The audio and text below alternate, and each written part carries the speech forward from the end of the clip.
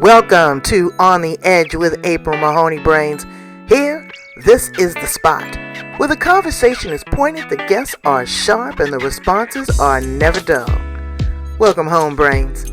There's only one requirement to hang out on the edge, is that you open your big brain and close your small mind. Did you bring your thinking caps? It's time to put them on, because the conversation starts now.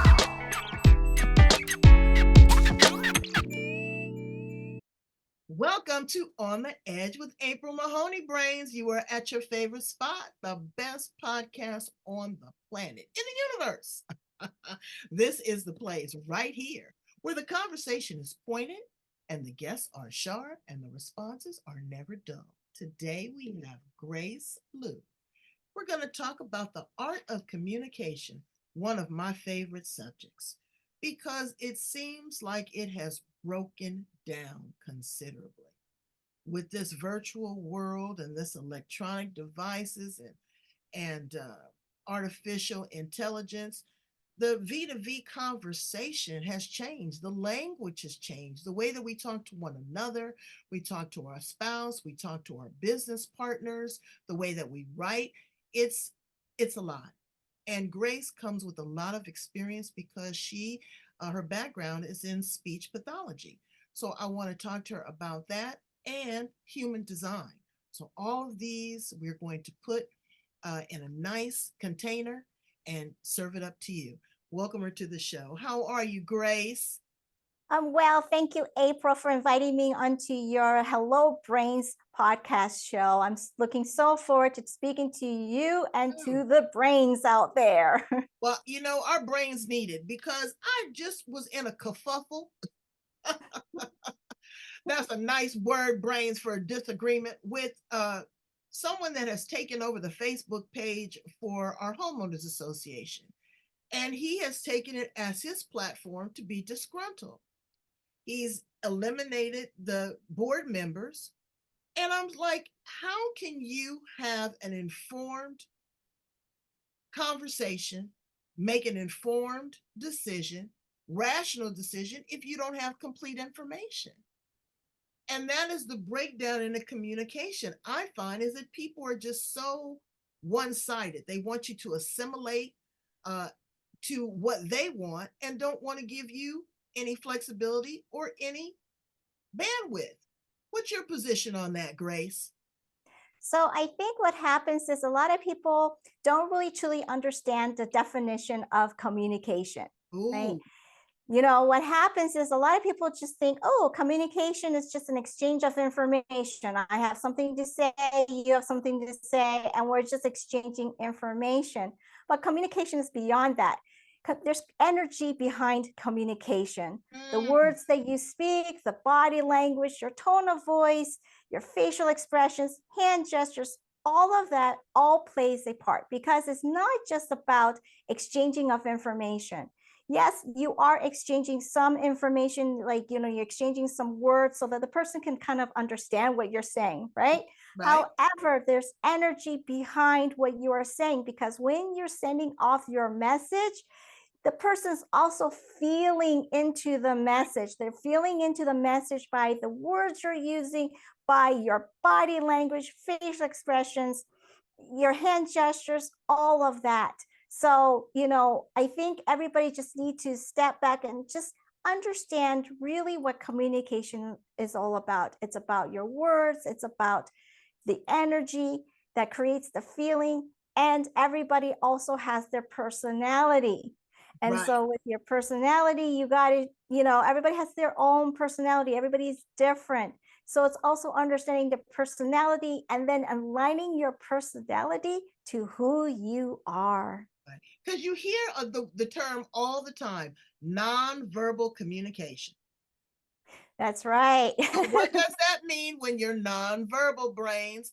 It's your touch. Sometimes it's your smell. Sometimes it's your body language, the eye contact, lack of eye contact, closed body language. So yes, there are, and thank you for really defining that for people, because that's huge. How did you find yourself, number one, being drawn to being a speech pathologist, and then we'll springboard into human design and more into the communication aspect. Well, actually, I kind of landed on speech pathology in a very odd way. So, I grew up in a background with my parents being Asians, and I grew up in a Western culture. So, in a Western culture, it's okay to be assertive. Like the teachers, they wanted me to like share with them what I was thinking, what I wanted to do. And then when I went home, it wasn't the case. My parents already had plans for me.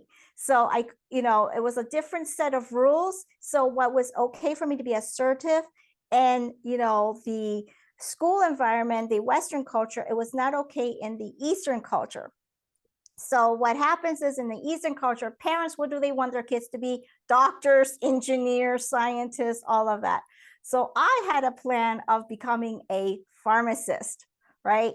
Well, the year that I went into the university was the year that they decided to change the program, where instead, before you didn't need to take physics, that year, everybody had to take physics. So I never took physics before, can't, still to this day, I don't understand physics. All right. So let's just say I was not doing well. And I was like going, you know what? I don't think pharmacy is it. And I really didn't have a plan of what to do next. So all I can say is I went to the career services, wrote down all the majors, wrote down everything that was out there. My friend and my trusted psychic decided to take this opportunity to make it really big and said, okay, you know what? I got a dartboard here. We're putting it all on the board. And then you just throw your 3 darts and you just choose a major from one of that. So I threw the darts and it just happened to one of the majors that I landed on was speech-language pathology. Looked it up, see what it was all about. I was like, hey, all right, I got to work in a medical field, all that. So that will please the mom and dad. And then, the next part of it was like, hey, communication. You know what? I've been dealing with communication all my life. I want to help people to be able to communicate. And in that, with speech language pathology, I was helping people with neurological disorders, developmental delays to communicate. So I have to say, all my life, all my path, it's always has been about communication. And because you have such a bubbly personality. I mean, really. So I don't know how they could have bottled that in, even if they tried. Thanks, April. Yes. It's really great. So you took that communication, but you took it a step further. Well, speech pathology. You took it a step further, and then you jumped into human design and you incorporated the communication element. Tell us a little bit about that. Right. Yes. So coming across with people and everything, what I noticed that everybody has different personality, right? You got some people that are so passionate and so motivated. They're just like going, yes, they want to share everything. I call them the fireballs because they got fire in them and they want to share. And then you have what I call the nurturers that love to guide people, support people, give the step-by-step process. And then I have what you call the diplomatic people. They're the ones that have ideas and they're also willing to listen to other people's ideas. And they also understand that each person has his or her own ideas and opinions. They're just willing to share and to listen and just to find the right balance. And then you got the humorous. Now, the humorous people, you know what? They love to lighten up the mood. When something gets really deep, like a deep discussion or something that's really heavy, what do they want to do? They want to try to lighten up the mood with a little bit of a joke or a little bit of a humor into it. And so, excuse me, you got all these different personalities, right? And then you have, and your personality comes really from your motivation, innate motivation, outside influences, all backgrounds, all these different factors. But then there is somebody of who you are, somebody that, when you were born, this is who you are. And that's the human design part. So with the human design, you have the different types. You got the reflectors, the generators, manifesting generators, the projectors.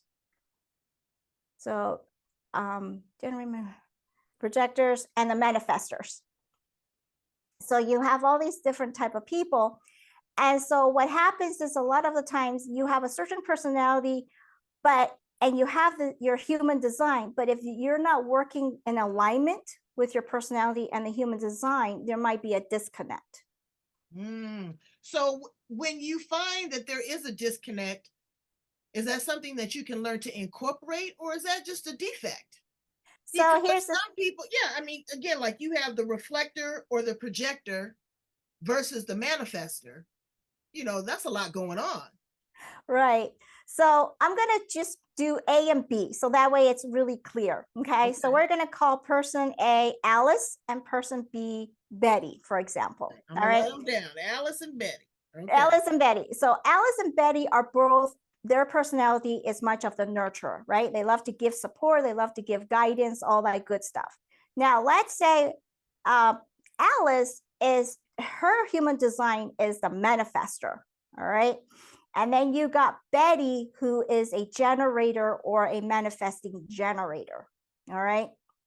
So both of them, because they're nurturers, they love to give advice. They love to give some of their opinions to help the person out. But what happens, right? You got Alice, who's the manifester. She can initiate her advice and opinions and is well taken. But Betty, who also loves to give advice and opinions, but when she does it, it's not well received because she's a manifesting generator and a generator. Because manifesting generators and generators, their design is that they have to wait to respond. So in other words, they have to wait for the person to come to them and ask them, hey, what would you do in this situation? So when they wait for the person to say, hey, what would you do in this situation? And then they offer the advice or opinion, it's going to be more well received. Now, the reason wait. It's going to be, okay. All right. No, I got it. All right. Because Alice, who's a manifester, manifestors can initiate, right? Their design is that they can initiate. So for Alice, because she's a nurturer and she's a manifester, she can initiate her opinions and advice without any problems. So you just have to correlate and align your personality to the human design. Okay, so now I have a friend that tried to turn me on to this years ago, and I didn't read the book. No, I hope she's not listening to the show. but I get it now. So it's not like, and I'm not trying to create a parallel, but I'm just trying to get my brains to understand that have never done the deep dive into this. It's not like a Myers-Briggs. It's not trying to understand what your personality type is in alignment with maybe a career. This is more a human design of how you are intricately designed as a human being and how you take these character traits and we're all not perfect, so we can say flaws, but how you can color in the white space. You can find out where, again, Alice, her manifesting is not the same as Betty's manifesting, and what are those contributing factors? Am I getting that right? Right. So what happens is that even though they both have that same personality, they just have to do it a little bit differently that aligns with their human design. Okay. All right. So how do we tap into that outside of working with a brilliant coach like you? But how do we tap into that and use it to our benefit? And I don't like to use the word manipulate, but I don't mean manipulate in a negative kind of way, because you have to edit and filter and shift, and you're going to have to do some of that. How do we incorporate that in our lives once we know what our human design pattern or mode is? Can we change it? Can we alter it? So I get that question a lot. Can we alter our human design? The answer is no. And you don't want to alter who you are, right? You you just need to work smarter, right? How they say, don't work harder, work smarter, right? So you can work smarter using your human design. Now you know like what your authority is, your strategy is, all that. Now you just work it to your advantage, right? So in other words, like with Betty, she's a nurturer. She wants to give support, but she now knows, hey, I just wait for that person to come to me. And when that person comes to me and I have that advice, I have that information to share, then I'll share it. And that way it will be well received. That way it will be heard. And, the person will be like, oh, I like that advice, or I didn't think about that, right? You don't come off overly aggressive or pushy and trying to make someone do something like, that's not necessarily the best strategy for an influencer, is to be pushy and aggressive, because right. You had, okay, that makes sense. Right, because that's Betty's, that's who she is, right? Now, where with Alice, because she's a manifester, she can be that bit of that pushy, person to support that person, because that is in her design to do that. So as long as each person is working with an alignment of who they are with their human design and personality, it's always going to mesh up well. So then it takes away some of that frustration of why they're not being heard or understood, or not seen, right, and all that other stuff. Because once when they're working with their human design in alignment, right, it's aligned with their personality, now it's going to be more powerful for them, where they are going to be seen, heard, and understood. That's wonderful, because also what people have to do is they have to show up as a good listener. If you're not paying attention to the other individuals that are in the room, and if you are really engaged and awakened and conscious to what human design is, you can kind of read the patterns of other individuals and fill in those gaps to where they might be missing, or use that strategically for your advantage to say, hey, you know what? This person might be a little aggressive. Maybe I want to sit back a little bit. Or this person is a little bit more shy and subdued. Maybe I want to be a little bit more not outspoken, but deliver my message a little bit more strongly. It might be more well received. This person might be shy. So if you are in alignment and understand human design, it can really be a great benefit and a great strategic partner. Right, Grace? That's right, April. You got it. I'm going to work on it. I'm going to work on it for sure. Now, how do people start to understand and gauge what human design, where they align in that? I mean, is there like a survey, a course, a teaching? How do you do the deep dive with that? So anybody can get a free human design report, right? Because you just type in your information in and what have you, and it'll pull it up. However, if you want to really understand how to use the human design along with your personality, and understand like how and when to communicate for you, for the brains out there, right? Then hiring a communication expert will help you to do more of a deeper dive of really understanding what it is that you can do to really hone in on your communication, really make it as effective and make it as easy for you as possible, no matter who you're speaking with. Well, you know what? And I say this with love. You are so damn perky. No, and I say that because body language is key.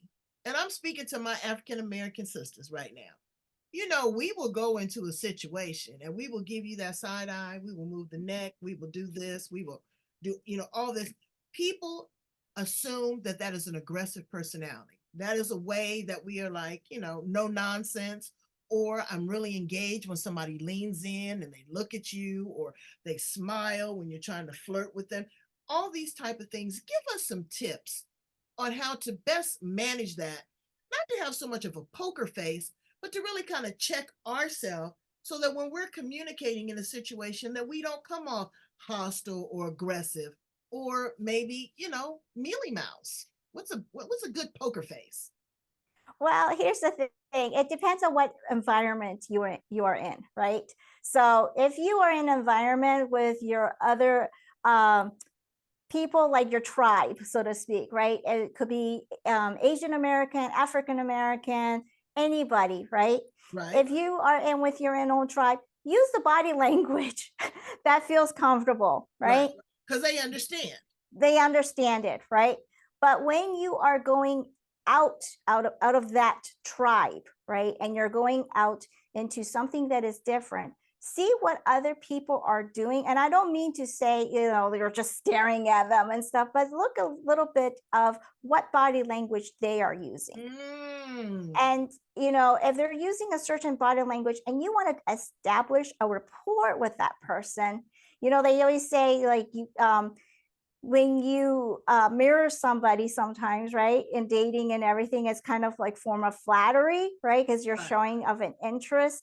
So when you are in a different environment, then of course, if you see somebody that you want to establish rapport, just do a little bit of a same kind of hand gesture, or if they're smiling, smile back, right? Everybody loves a smile, right? It lightens up the room and lightens you up. So whatever the body language is there and you want to establish rapport, just kind of have the same kind of the facial expression or body Well, but you language. know what, Grace, that could be hard too, because you look at women now in a male dominated environment, big boardrooms, and she might be the only person in a skirt in that room. People don't want to, or should I say, do we want to, again, we don't want to take on a masculine persona because, I like my feminine essence to show. I like the softer side of me or that negotiating part to show. So I get what you're saying, but sometimes you are in situations where it's difficult to mimic what the others around you are doing. We'll say, gender. So in that case, I would think just being a good listener and a good observer. Like you say, you may not necessarily be able to take on some of the characteristics that these other people are doing, but try to find your comfort zone. Allow a little bit of your personality to shine. It could lighten up the room. Your personality could make other people smile. You could make them laugh. You don't want to be stoic and kind of stone faced. Would you agree? I would agree. And also posture. If anything else, make sure you're standing up nice and tall, right? Because when you stand up nice and tall, you just naturally feel that confidence. And when you feel that confidence, your personality will shine through. So if anything, make sure you have a really good posture. Okay, a good posture, and choose your words carefully. Think before you speak, brains, because you could overtalk yourself, or you could, be too quiet and not say enough. But I want to ask some fun questions about you. Can we change the subject a little bit? Because you seem like a fun kind of girl. Okay. Absolutely. So now, if you were an appliance in the kitchen, Grace Liu, what appliance would you be and why? I would be the kettle because I love my coffee and tea. That is wonderful, and again, you could spout off, or you could just steep. So I get that. I get that. I think today I would probably be the refrigerator. I just want to chill. If you were a flower in the garden, what flower would you be? A rose. A rose. Why? Because actually my Chinese name represents a rose. Oh, that's beautiful. That's beautiful. If you could time travel, past, present, future, where would you land? Oh my goodness. I don't know where would want to land or when I would want to land, what year or anything, but I just want to land at a beach That's when good. it's nice and calm. And any beach that's nice and calm because it's snowing right now. So I would love to go anywhere where there's a beach. Can you offer some suggestions or advice to parents that are dealing with their children that are stuck in the device and are not communicating? That's a, it's how do we welcome that, because it's not going away, but how do we engage in that as a parent? Well, and also we have to also look at the parents. Like when the parents are talking to their children, are the parents also looking down on their phone or looking on the computer screen, right? Because a lot of the times children copy what parents are doing. Right. So, for parents, just be really mindful. If a kid is coming to you, put that phone down, talk to your kids, listen to your kids. And a lot of the times what happens is, I have to say that I'm really bad at sometimes doing this too, is, how many times do we talk to somebody when they're engaged in something else, right? They're Right. watching a show or watching a game or watching something or doing something. And my husband is watching Blue Bloods, and it's like, baby, haven't you seen every one of those episodes? And he's like, I'm like, okay. And then this is when you want to talk to them, Right. And then a lot of times they're like going, okay, I got it. And really, because they just want to shoo you away, right? They're trying to make you leave so they can hear their show, so they can pay attention to what they're doing, right? So a lot of the times, if it's really, really important, just call their name and say, I need your attention, turn off the TV, make sure that you speak to them, right? And then make sure they can paraphrase or what have you, so that that they got the information. Okay, that's good. All right. So, when you are in a situation where you don't know anybody in the room, you're a networking event, what's a great icebreaker? What is a great way to walk up and meet someone that you've been, studying from afar, but what is a great way to go up to them and say, "Hey, hi." So here's the thing: after you say hi, think of a question and think of an open-ended question to ask them. So ask a who, what, where, why, how, when type of question, like where are you from, or what made you decide to come to this networking event? Or if you see something that you like that they're wearing, where did you get that? So because because everybody likes to talk about themselves, right? Who doesn't like to share something about them, right? So I know I do, and I'm sure all the brains out there do, right? And Right. so, ask a open-ended question, because they'll answer back and they'll ask you an open-ended question. And before you know it, you're having this back and forth conversation. And you know what? That is really good, because they can't just say yes, no, and shut you down. They are going to engage with you. Well, you have been a wealth of information. Thank you so much. And again, thank you so much for explaining human design. I'm going to go in, I'm going to take the survey, and probably circle back around and see how I can connect with you on a deeper level. But tell my brains how they can reach out to you, work with you, and grow in discovering who they are and the best way to utilize their personality and their communication skills. Right. So if you are interested out there, right, all you brains out there, if you're interested to find out your communication style, you can take the quiz on my website. It's GRACESOLUTIONS.com. Okay, GRACESOLUTIONS.com. Correct. We're going to put that at the back of the interview. Is that a way also to contact you if they want to work? It is. Yes. Okay. Well, I'm looking so forward to it, because this was very interesting. I felt engaged. I was excited. Again, your personality, your body language really kept me on the edge of my seat, and I appreciate that. From a former Toastmaster, I give a lot of speeches, so I connect with the audience that way, and I do pretty good one-on-one, but you can always improve your skills and your communication style if you know who you are and your human design. Thank you so much, Grace, for being here on The Edge. Brains, go in and check it out. You don't know what you don't know, and this will definitely sharpen your knife. We want you to love, like, share, and subscribe. Love, like, share, and subscribe. Leave a comment if you have a question for Grace. Again, she's a communication expert. she will definitely be able to engage with you, answer your questions, give you advice. And if there's something that she doesn't know, then that's an opportunity for all of us to grow. Thank you so much, Grace. You are the best. Thank you, April. Bye, brains. Have a good day.